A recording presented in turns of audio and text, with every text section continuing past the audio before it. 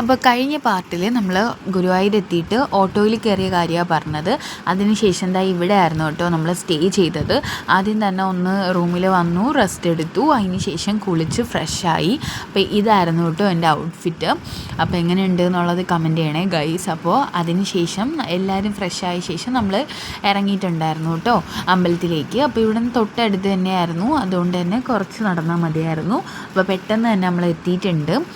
ഇനി നിങ്ങൾ കാണാൻ പോകുന്ന ഈ വീഡിയോസ് എല്ലാം നമ്മൾ ഓൾറെഡി അമ്പലത്തിൽ തൊഴുതിറങ്ങിയ ശേഷം എടുത്ത വീഡിയോസാണ് കേട്ടോ. കാരണം ഓൾറെഡി നമ്മൾ ഫോൺ ക്ലോക്ക് റൂമിലായിരുന്നു കൊടുത്തിരുന്നത്. പിന്നെ 5 മണിക്ക് നിന്ന ക്യൂവിൽ നമ്മൾ 10 മണിയൊക്കെ ആയപ്പോഴായിരുന്നു തൊഴുതിറങ്ങിയത്. അപ്പോൾ അതിന് ശേഷം എന്താ വീണ്ടും നമ്മൾ ഇവിടെ വന്നു, വെക്കേറ്റ് ചെയ്തു.